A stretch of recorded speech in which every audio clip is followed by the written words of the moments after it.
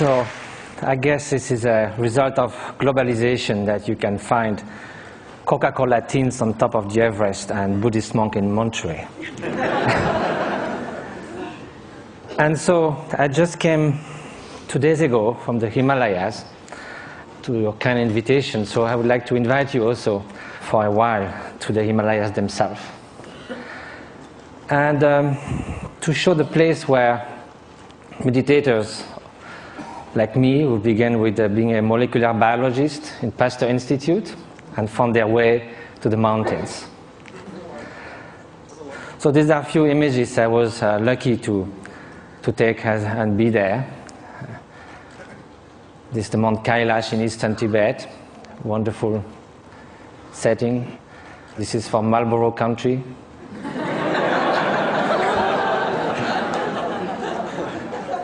This is a turquoise lake, a meditator.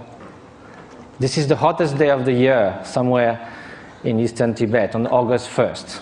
And the night before, we camped, and my Tibetan friends said, we're going to sleep outside. And I said, why?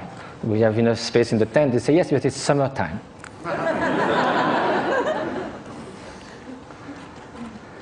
So now we are going to speak of happiness. As a Frenchman, I must say that there are a lot of French intellectuals that seems happiness is not at all interesting.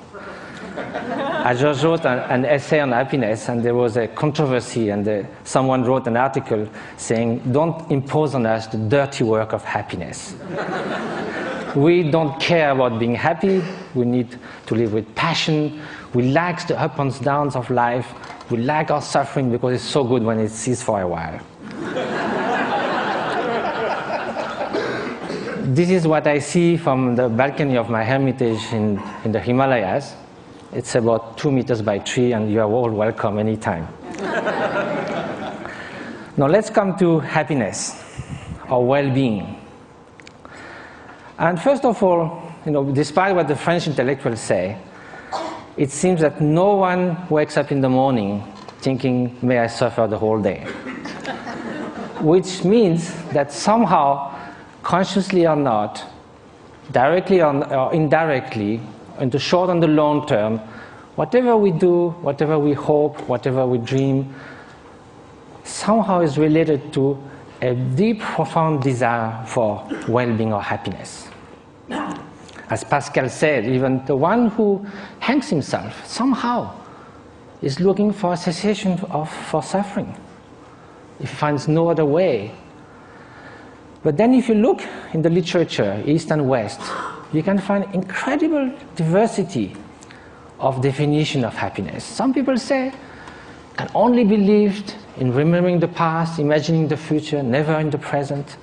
Some people say happiness is right now, is the quality of the freshness of the present moment.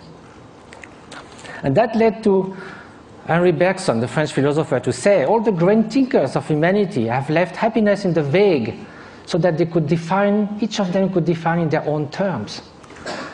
Well, that will be fine if it was just a secondary preoccupation in life. But now, if it is something that's going to determine the quality of every instant of our life, then we better know what it is, have some clearer idea. And probably the fact that we don't know that is why so often, although we seek happiness, it seems we turn our back to it. Although we want to avoid suffering, it seems we are running someone towards it. And that also comes from some kind of confusions. One of the most common one is happiness and pleasure. But if we look at the characteristic of those two, pleasure is contingent upon time, upon its object, upon the place.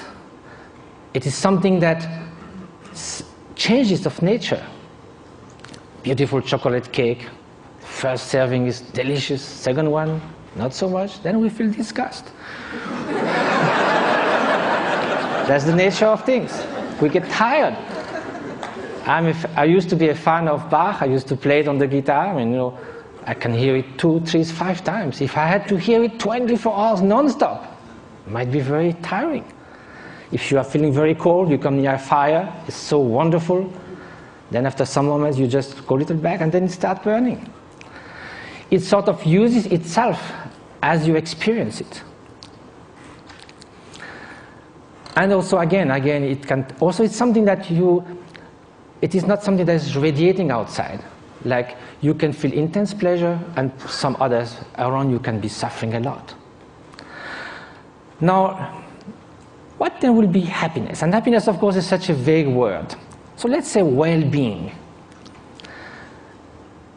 And so I think the best definition, according to the Buddhist view, is that well-being is not just a mere pleasurable sensation.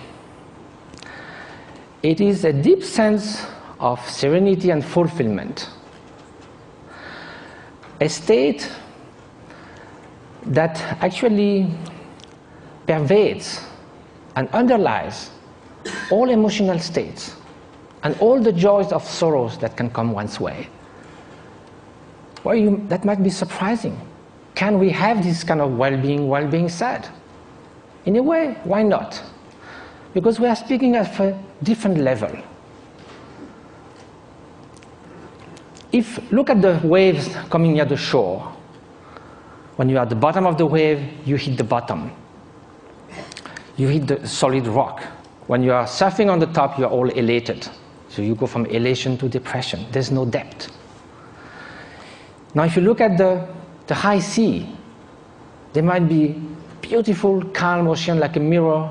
There might be storms, but the depth of the ocean is still there, unchanged.